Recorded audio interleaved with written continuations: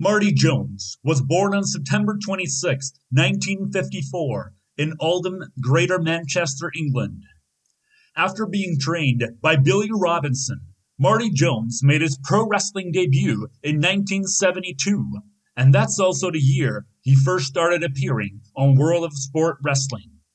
This famous wrestling television show on ITV featured some of the very best pro wrestlers of British pro wrestling.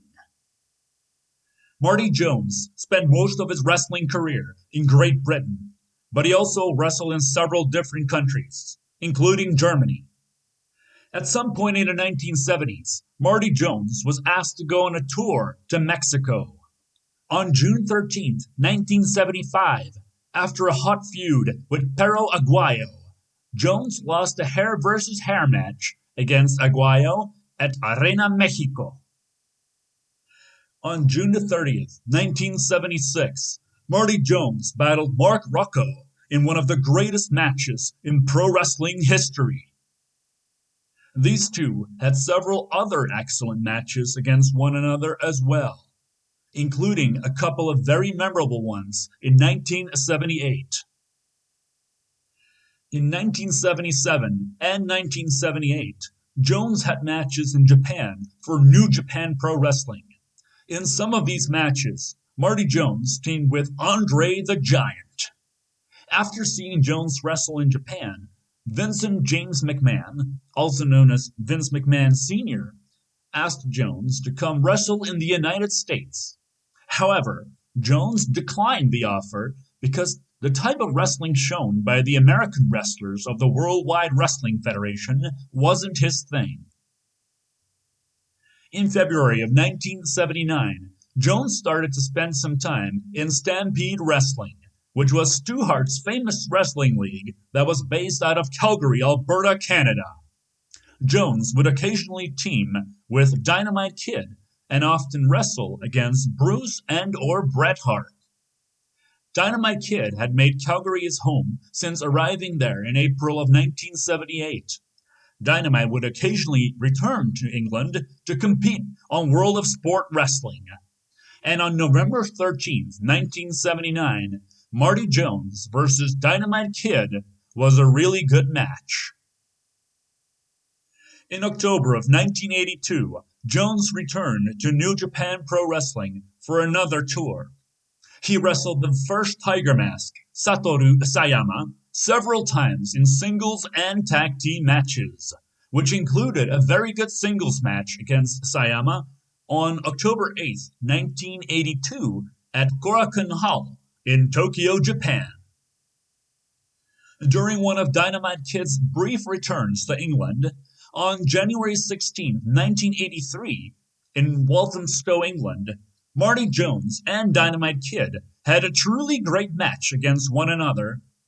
It was a match that lasted 7 rounds and was one of the very best matches both wrestlers had wrestled in England. On November 13, 1984, Marty Jones had a great match against Dave Fit Finlay, a wrestler from Northern Ireland. These two also had a really good match against each other on April 4, 1984, in addition to several matches that were pretty good as well.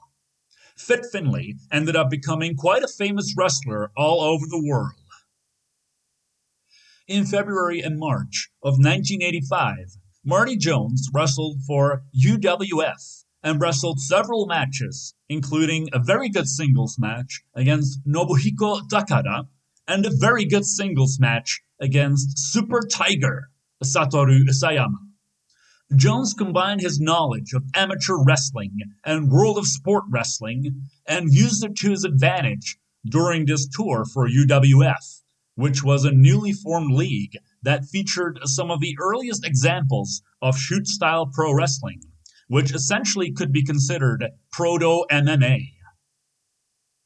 Most of the matches Marty Jones wrestled during his career ranged from good to great, but occasionally he had to face opponents that should be merely considered larger-than-life characters that appeared on the small screen, as opposed to actual good wrestlers. For instance, on June 5, 1985, Marty Jones's opponent was the 6'11" and 630-pound giant Haystacks. Some of you may remember Haystacks' run in WCW in 1996 as Loch Ness. And it's safe that to say that not many people are considering Haystacks to be an actual good wrestler would be an understatement. On March 5th, 1987, Marty Jones wrestled against Calgary's Owen Hart in a tremendous match that lasted 10 rounds. In spite of Owen's plane being late and there not being any time for Owen to do anything other than getting into his wrestling gear and shaking Jones's hand prior to the match, these two showed their amazing wrestling skill by having such a great match off the cuff. Owen showed relatively early in his career that he was top talent, and this match took place before he even had any of his tours of Japan. The great Marty Jones never cared about gimmicks. He was all about wrestling skill. He liked to tell a story in the ring through realistic pro wrestling. This makes a lot of his matches timeless and still enjoyable even decades later. He won many titles during his career, and this confirmed that he was indeed a much respected wrestler. Even though he made many trips to different places in the world, he would always come back and make further contributions to British wrestling. In fact, over the decades, Marty Jones's contributions to British wrestling have been quite steady and consistent, further cementing his status as one of the all-time greats of British wrestling. In spite of having lost sight in his left eye since the age of 6, Jones was able to successfully compete in the pro wrestling business, since he was top talent, both as a great wrestler and great trainer. Even though he officially never retired, it appears Marty Jones started competing less often since the mid-1990s and hasn't wrestled a match since 2003. However, he continues passing on his knowledge of this great sport in his role as a trainer. At some point during his illustrious career, as his reputation of being an all-time great was firmly established, Marty Jones started being involved in the training of several promising wrestlers, including Lord Stephen William Regal, Gabriel Kidd, and also the nephews of the Dynamite Kid, Mark Billington, and the extremely talented Tommy Billington. Here is my overall conclusion of Marty Jones's career.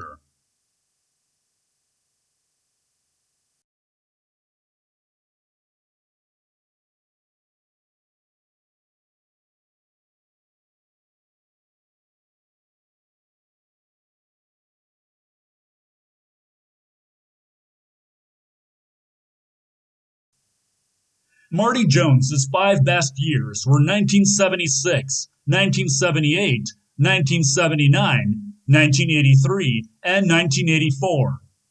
Some of Marty Jones's most notable opponents were Dynamite Kid, Mark Rocco, Fit Finlay, and Owen Hart.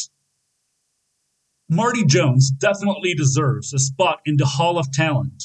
After having watched more than 35 of Marty Jones's matches, it's safe to say that he is one of the all-time greats of professional wrestling. He's arguably one of the 5 best British pro wrestlers in pro wrestling history, and he's also arguably one of the 10 or 15 greatest pro wrestlers in all of pro wrestling ever. And here's a list of Marty Jones's 15 best matches.